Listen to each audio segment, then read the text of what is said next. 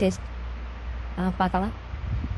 இந்த அறிகுறியை கண்டால் இந்த டாக்ஸி ஸ்டாப்பு டாக்ஸி மட்டும்தான் நிப்பாட்டணும். அடுத்து அமர்ந்திருக்கும் ஒரு தொழிலாளிக்கு டேஷ் என்ற குறைந்தபட்ச டெக் இட தேவையில் அடிப்படையில் வாகனம் அதிக எண்ணிக்கையிலான தொழிற்சாலைகள் ஏற்றிச் செல்லக்கூடாது. 4 சதுர அடி. இந்த அறிகுறியை கண்டால் வயசானவங்க நடந்து போகிறாங்க.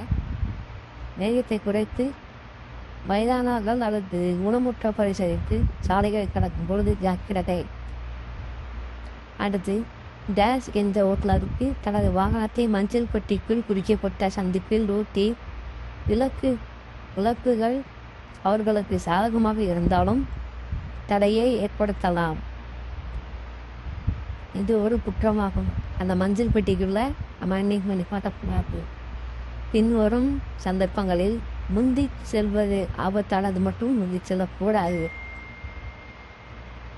முன்னால் உள்ள கார் வலதுபுறம் திரும்பும் கையில் இடதுபுறத்திலிருந்து வலது பாதைக்கு மாறும் பொழுது அது கிறிஸ்டின்ல முன்னாடி கொஸ்டின்னு பார்த்தீங்கன்னா ஒரு வண்டியிலிருந்து ஒரு சைடு நம்ம திரும்பும் போது 3 செகண்டுக்கு முன்னாடி நம்ம இண்டிகேட்டர் ஆன் பண்ணணும்.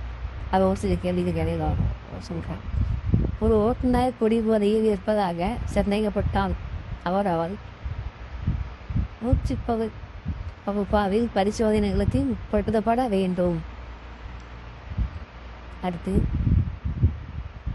செதிலின் உயரம் 1.2 மீட்டர், மெட்ராவின் உயரம் 1.3 மீட்டர், ஜமாலின் உயரம் 1.5 மீட்டர். புஸ்தக இருக்கை யார் பயன்படுத்த வேண்டும்? இதில் யார் உட்காரன்னு இருக்கிறாங்க? ரெக்ஸில் மற்றும் நெஸ்ரா.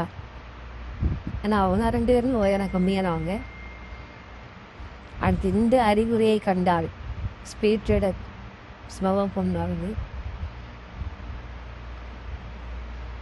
வேகத்தை ஒழுங்குபடுத்தும் கியர்க்குள் முன்னால் மெதுவாக. ஓட்டுநர்கள் ஹார்ன் ஒழிக்க வேண்டும். ஓட்டுநர்கள் எந்த இடத்துல ஹார்ன் ஒழிக்க வேண்டும் என்பது மற்ற சாலையில் பயணிகளுக்கு ஏதேனும் ஆபத்து ஏற்படும் என்றும் எச்சரிக்கை. சுரங்கப்பாதையில் எந்த வாகனம் தடை செய்யப்பட்டுள்ளது? அபாயகரமான பொருட்களை ஏற்றிச் செல்லும் வாகனம். இந்த அறிகுறியை கண்டால் டூவே சோன். இது எப்பவுமே நிறுத்தக்கூடாது. இந்த மண்டலத்தில் நிறுத்தப்படும் எந்த வாகனமும் இழுத்துச் செல்லப்படலாம்.